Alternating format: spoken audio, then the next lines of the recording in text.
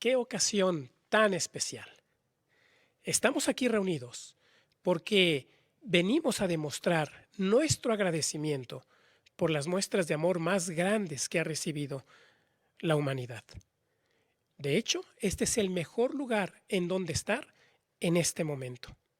Y es que este mismo día, hace casi 2000 años, nuestro Señor Jesucristo entregó su vida para darnos la oportunidad de tener vida eterna. Así que lo mejor es demostrar nuestro agradecimiento. Y es el propio Señor Jesucristo quien indica que esto se debe hacer. Justamente este día 14 de Nisan, el Señor Jesucristo se reunió con sus 11 discípulos fieles. Había terminado de conmemorar la Pascua judía.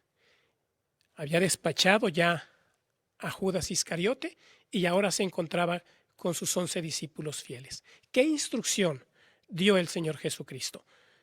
¿Quiere abrir su Biblia, por favor, y ubicar el capítulo 22 del libro de Lucas en los versículos 19 y 20? De esta manera, el Señor Jesucristo instituye que se debe celebrar su muerte. Leamos Lucas 22, 19 y 20. Después tomó un pan, le dio gracias a Dios, lo partió, se lo dio a ellos y les dijo: esto representa mi cuerpo, que será dado en beneficio de ustedes. Sigan haciendo esto en memoria de mí. También, después de haber cenado, hizo lo mismo con la copa.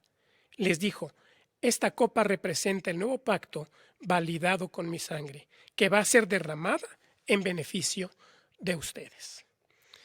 Note la declaración: sigan haciendo esto en memoria de mí. ¿Sí? Así se instituye la conmemoración de la muerte del Señor Jesucristo. Y año con año, los discípulos de Jesús conmemoran su muerte. Por eso, el hecho de estar aquí es lo mejor que pudimos haber hecho esta tarde. Obedeciendo este mandato de Jesús, entonces, por todas partes del mundo, millones de personas celebraremos la cena del Señor.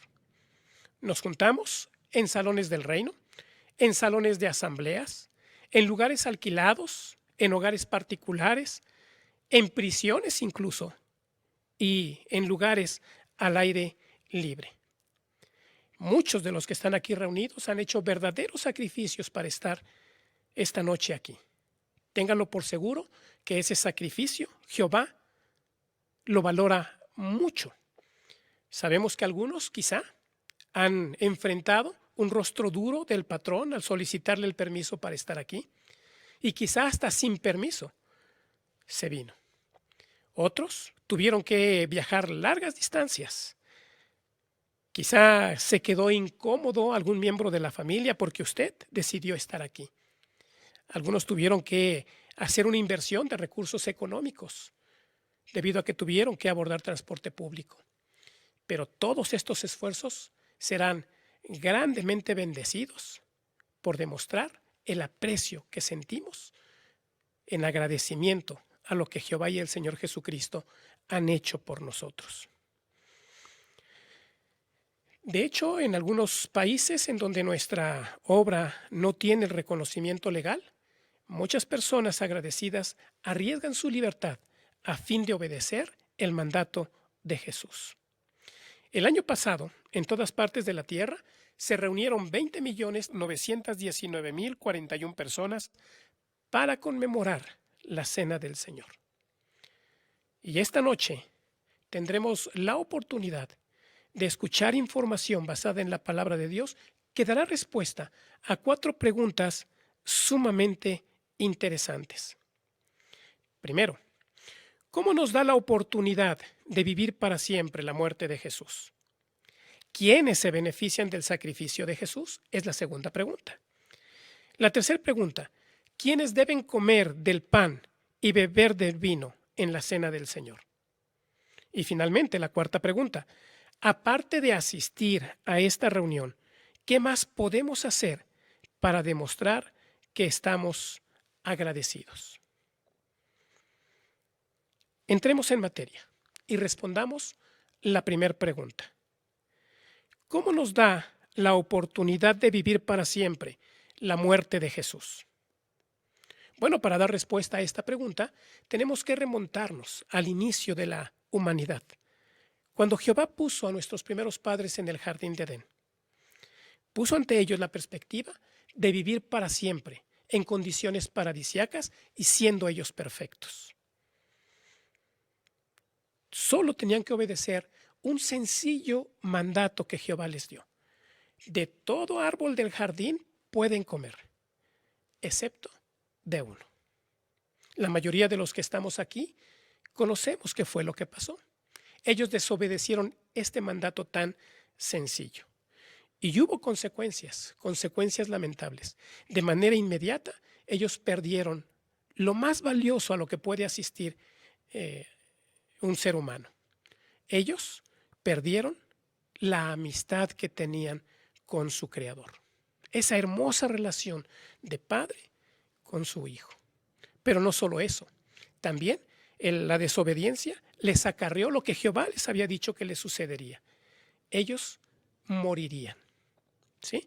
Ahora, en un estado de imperfección, correrían con todas esas consecuencias, la enfermedad, la vejez y finalmente la muerte. Pero no solo contrajeron para ellos esas terribles consecuencias, esas consecuencias también las transmitieron a sus descendientes. La palabra inspirada de Dios nos dice que eso es exactamente lo que sucedió. Vea cómo la palabra de Dios señala a eso. ¿Quiere abrir su Biblia, por favor, en la carta a los Romanos, en el capítulo 5? Veamos lo que dice el versículo 12. Y visualice qué fue lo que sucedió a la luz de lo que nos enseña la palabra de Dios. Leemos aquí. Así pues, por medio de un solo hombre, el pecado entró en el mundo, y por medio del pecado entró la muerte. Y así fue como la muerte se extendió a todos los hombres, porque todos habían pecado. ¿Sí? Como sucede cuando un panadero que está haciendo pan y entonces el molde que utiliza recibe una abolladura. El resto de los panes que se fabriquen con ese molde tendrán esa marca. Así, Adán transmitió a todos sus descendientes el pecado y la muerte. Pero Adán fue por voluntad propia, es decir, él tomó la decisión de pecar contra Jehová y entonces recibir todas estas consecuencias. Sus descendientes recibieron como herencia, sin haber tomado ellos esa decisión. Dentro de los descendientes de Adán hay muchos que aman la justicia. ¿Habría para ellos algo más que solo esperar morir y dejar de existir? En otras palabras, para los descendientes de Adán que amaran la justicia, ¿podrían ellos ser rescatados algún día de la terrible situación que habían heredado? La respuesta es un contundente sí. ¿Cómo? Gracias a los dos mayores muestras de amor que ha recibido la humanidad. El amor expresado por Jehová, quien estuvo dispuesto a enviar a la tierra a Jesús, su Hijo primogénito, como hombre perfecto. La palabra de Dios nos menciona que esto es así. Vea por favor lo que dice Juan capítulo 3, versículo 16. Y note qué fue lo que movió a Jehová a hacer este sacrificio. Leemos allí en Juan capítulo 3, versículo 16. Porque Dios amó tanto al mundo que entregó a su Hijo unigénito, para que nadie que demuestre tener fe en Él sea destruido, sino que tenga vida eterna. ¿Notó la declaración? Tanto amó Dios al mundo. ¿Sí? Fue una expresión extraordinaria del amor que Jehová le tiene a la humanidad y del deseo que tiene que se vuelva a recuperar la amistad de la cual disfrutaba Adán antes de pecar. ¿Fue un verdadero sacrificio el que Jehová realizó? Por supuesto que sí. ¿Por qué decimos esto? Bueno, en el auditorio hay muchos que son padres de familia y ellos entienden muy bien lo que significa cuando un hijo se tiene que ir de la casa, desprenderse de él. Es un dolor singular, un fuerte dolor, independientemente de cuál sea la razón. Hasta puede ser una razón muy noble. Pues ese mismo sentimiento lo tuvo Jehová. Los padres aman a sus hijos y han vivido con ellos la edad que tienen, más el tiempo de gestación en el vientre de su madre. Y cuánto cariño se desarrolla. ¿Qué podemos decir del amor que existe entre Jehová y Jesús? Millones de años viviendo juntos. Por supuesto que para Jehová representó un gran sacrificio desprenderse de su hijo. Y no solo eso. Después vio cómo sufrió ese día de su muerte. Por supuesto que para Jehová esto fue un gran sacrificio, pero como se expresa aquí en la palabra de Dios, fue por el amor que siente por la humanidad. ¿Qué podemos decir de la segunda expresión más grande de amor que ha recibido la humanidad? Me refiero al caso del Señor Jesucristo. Él estuvo dispuesto a entregar su vida por nosotros. De hecho, expresa su sentimiento en estas palabras que se encuentran registradas aquí en el libro de Juan, en el capítulo 15. Vea por favor junto conmigo el versículo 13. Allí leemos: nadie tiene amor más grande que quien da su vida por sus amigos. Sí, una vez más, una manifestación extraordinaria de amor. El Señor Jesucristo ama a sus amigos y por eso, de manera voluntaria, entrega su vida para rescatarnos entonces del pecado y la muerte. Hoy, gracias a estos grandes sacrificios, a estas grandes expresiones de amor, podemos aspirar a recuperar la amistad con Jehová y también a la vida eterna. Pero, ¿por qué tenía que morir el Señor Jesucristo? Bueno, antes de dar respuesta a esta pregunta, veamos que el Señor Jesucristo obedeció hasta el punto de la muerte. Nuestro primer padre, Adán, encaminó a su descendencia a la muerte. El Señor Jesucristo nos rescata para vida. Aquí, por inspiración divina, el apóstol Pablo nos muestra esto en el capítulo 5 de la carta a los Romanos, versículo 19. Porque tal como muchos llegaron a ser pecadores por la desobediencia de un solo hombre, del mismo modo muchos llegarán a ser justos por la obediencia de una sola persona. ¿Notó usted? Sí. Adán, su desobediencia produce la muerte. Jesús, al entregar su vida humana perfecta, siendo obediente hasta la misma muerte, entonces se encamina a la humanidad de nuevo a la vida. Y sí, Jesús tenía que morir. No porque él haya cometido pecado. Sabemos que lo que produce la muerte es el pecado. Jesús no merecía morir, pero murió en nuestro lugar. Es decir, ocupó nuestro lugar y murió por nosotros. Estamos muy agradecidos de que Jesús ocupara nuestro lugar y por eso hoy podemos aspirar a tener vida eterna. Pero, ¿en dónde la vida? ¿En el cielo o en la tierra? Esto nos lleva a atender la segunda pregunta que propusimos al principio. ¿Quiénes se benefician del sacrificio de Jesús?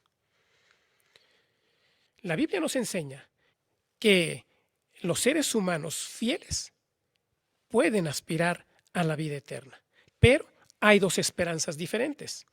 Un número limitado de ellos vivirá para siempre en el cielo. La gran mayoría vivirá para siempre en la tierra convertida en un paraíso, tal como Jehová quería que fuera así desde el principio. Cuando tratamos el asunto de quiénes son los que van al cielo y cuántos, bueno, dijimos es un número limitado. Y la palabra de Dios nos indica cuántos conforman ese número limitado. Abra su Biblia, por favor, en el libro de Apocalipsis. Vayamos al capítulo 14 y leamos allí en el versículo 1. Vea cómo nos hace saber cuántos conforman ese número limitado, la palabra de Dios. 14:1. Entonces vi al Cordero de pie en el monte Sión, y con él 144,000 que llevan escritos en la frente el nombre de él y el nombre de su Padre. Solo 144,000. Y si usted continúa la lectura y llega al versículo 4, ahí se señala que ellos fueron comprados de la tierra de entre la humanidad, como primicias para Dios y para el Cordero. ¿Qué es lo que van a hacer ellos en el cielo? Erróneamente, algunas personas afirman que es solo para contemplar a Dios. Pero la palabra inspirada de Dios sí indica qué es el trabajo que ellos van a realizar allá. El mismo libro de Apocalipsis, en el capítulo 5, versículo 10, señala que ellos van a reinar con Cristo.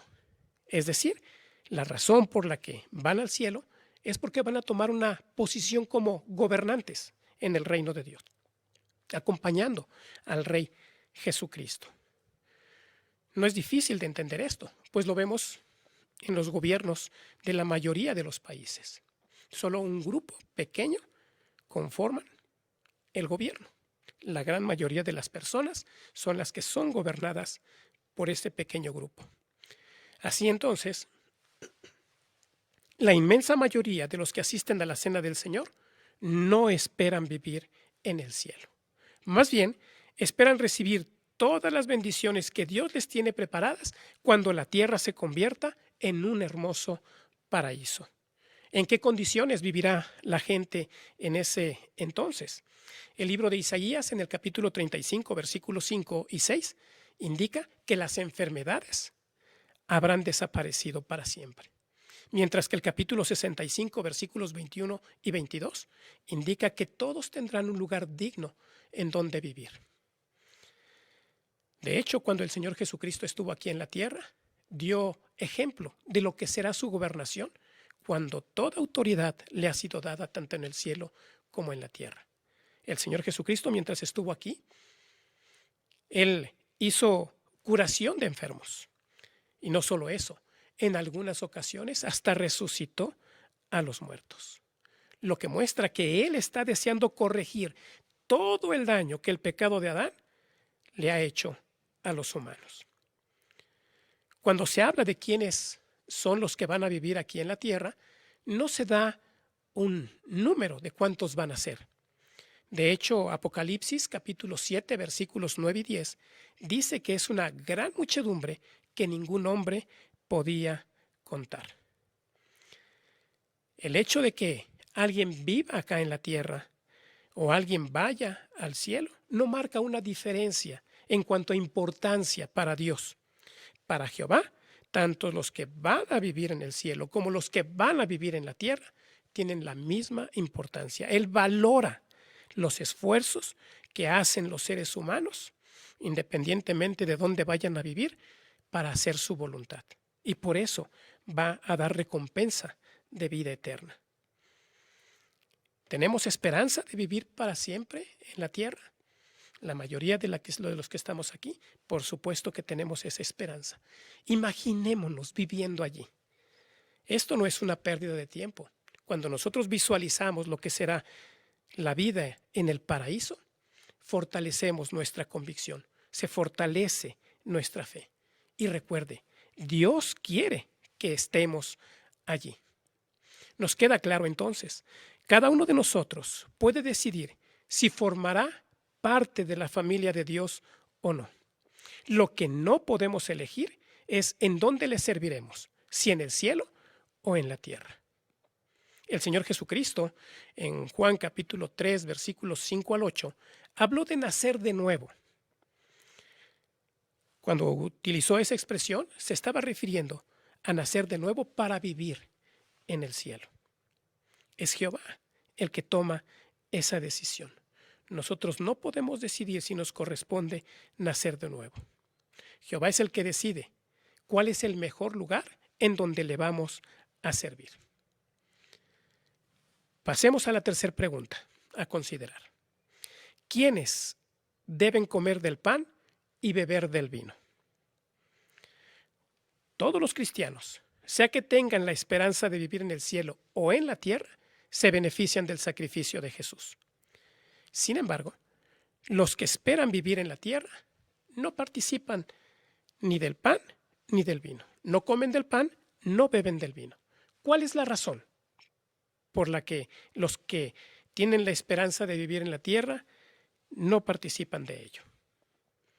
Bueno, la respuesta la encontramos en las palabras que dijo el Señor Jesucristo justamente cuando instituyó la conmemoración de su muerte. Vayamos nuevamente al capítulo 22 de Lucas. Ubiquémonos allí, por favor, y leamos los versículos 28 al 30. Ahí encontramos la razón.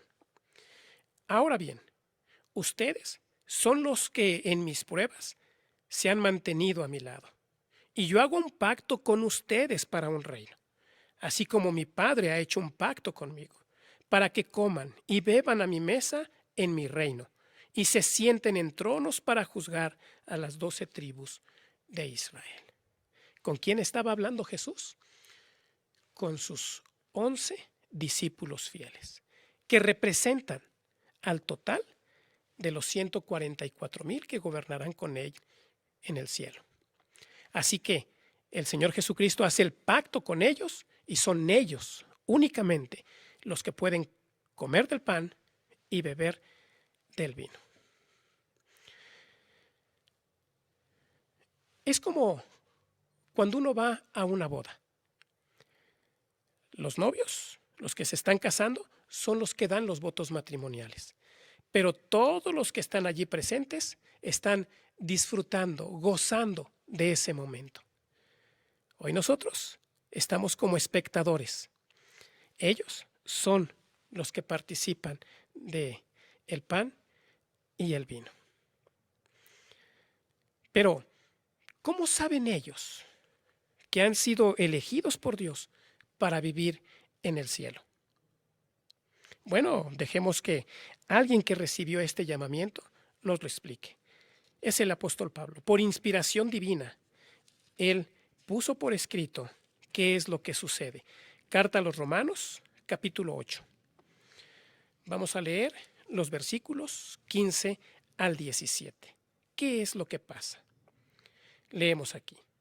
Porque ustedes no recibieron un espíritu de esclavitud que les haga volver a tener miedo, sino que recibieron un espíritu que los adopta como hijos. El espíritu que nos motiva a exclamar, Abba, Padre. El espíritu mismo, es decir, el Espíritu Santo de Jehová, da testimonio con nuestro espíritu, la disposición mental de ellos, de que somos hijos de Dios. Así que, si somos hijos, también somos herederos, herederos de Dios, pero coherederos con Cristo, siempre y cuando suframos con Cristo, para que también seamos glorificados con Él. ¿Sí? El apóstol Pablo, quien experimentó este llamamiento, entonces nos indica. El Espíritu Santo de Jehová se comunica con su espíritu, es decir, su disposición mental. Por eso, una vez que reciben este llamamiento, ellos renuncian a todos los vínculos con la tierra, renuncian a la vida que se pudiera tener aquí en la tierra, renuncian a todas las relaciones humanas y saben que todo lo que la Biblia dice sobre la vida en el cielo les aplica. Así que solo ellos participan del pan y del vino. Y como el llamamiento se los ha hecho Jehová, no necesitan que nadie más les confirme cuál es su esperanza. Es decir, ellos están absolutamente convencidos que forman parte de ese grupo. Ahora piense, si es Jehová el que hace ese llamamiento, ¿cómo debe sentirse él si alguien a quien él no ha escogido comen del pan y del vino? Por supuesto que no es algo grato para él. Hemos de decir que una vez que el Señor Jesucristo venga y lleve al cielo a los escogidos que queden en la tierra, no volveremos más a conmemorar la muerte del Señor Jesucristo. La palabra de Dios señala a un tiempo llamado la Gran Tribulación. Y poco antes de que concluya esa Gran Tribulación, todos los escogidos para gobernar con Cristo en el cielo estarán ya allá en su posición celestial. Hasta entonces conmemoraremos la muerte del Señor Jesucristo. Pero hay que tener presente esto. Para beneficiarse del sacrificio de Jesús, no se necesita comer del pan ni beber del vino, ni ahora ni en el futuro. Pues teniendo todo esto presente, estamos listos para conmemorar este año la muerte del Señor Jesucristo. Comencemos la conmemoración.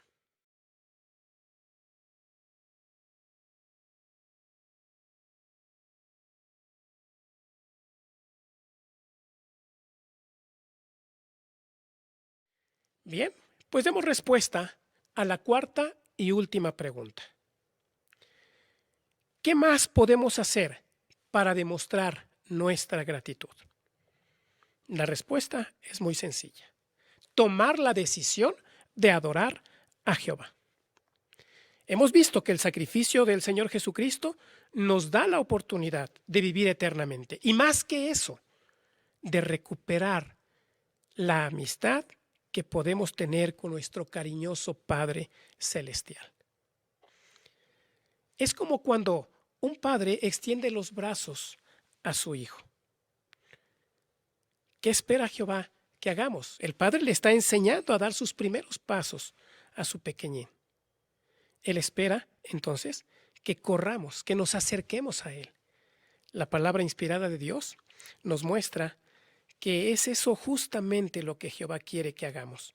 ¿Quiere abrir su Biblia, por favor, en el libro de Santiago? Ubicarse en el capítulo 4 y leer la parte inicial del versículo 8. Vea lo que dice allí. Acérquense a Dios y Él se acercará a ustedes. Eso es lo que quiere hacer Jehová con nosotros. Y cual pequeñín que camina hacia los brazos de su Padre, puede ser que en algún momento trastabille, puede ser que en algún momento pierda el equilibrio. Nos puede pasar que nosotros podemos tener algún episodio de desánimo. Pero Jehová tiene los brazos extendidos. ¿Cómo muestra que Jehová tiene los brazos extendidos? Al escuchar nuestras oraciones. Así es que si en algún momento usted se siente así, confíe su situación a Jehová, exprésesela en oración. Tenemos nosotros que seguir desarrollando conocimiento de Jehová y conocimiento de Jesús. Podemos decir entonces que se completa el círculo de la comunicación. Nosotros oramos a Jehová y Jehová nos responde mediante su palabra. Mantengamos siempre activo ese círculo de comunicación. Oración, estudio de la palabra de Dios. Así estrecharemos nuestra amistad con Jehová. Así fortaleceremos nuestra relación con Él. Recuerde, cuanto mejor conozcamos a Dios y a Jesús, más los amaremos. Hay una provisión adicional que Jehová ha hecho para que logremos estrechar nuestra relación con Él. Nos hemos congregado en esta ocasión especial, pero semana con semana, en la congregación local, aquí en su congregación, hay 2 reuniones cada semana, una entre semana y una al fin de semana. Si usted asiste con regularidad, adquirirá más conocimiento de Jehová y su fe se incrementará. Pero no solo eso, al estar rodeada de personas que tienen el mismo objetivo que usted, estrechar su relación con Jehová, recibirá una excelente influencia. Asista a todas las reuniones del pueblo de Dios. ¿Cuánto nos ha animado a repasar todo lo que ha hecho Jesús por nosotros? Estoy convencido que la mayoría de los que estamos aquí, si no es que todos, hemos ya tomado una resolución. Esta que encontramos aquí, en la segunda carta a los Corintios, estoy seguro que ese es el sentir de todos quienes aman a Jehová y a Jesucristo y les demuestran su agradecimiento. Segunda carta a los Corintios, capítulo 5, versículo 14 y 15. El amor del Cristo nos obliga, pues esta es la conclusión a la que hemos llegado, que un hombre murió por todos, de modo que todos ya habían muerto. Y él murió por todos para que los que viven no vivan ya para sí mismos, sino para el que murió por ellos y fue resucitado. Es nuestro deseo corresponder a las muestras de amor más grandes que se han dado.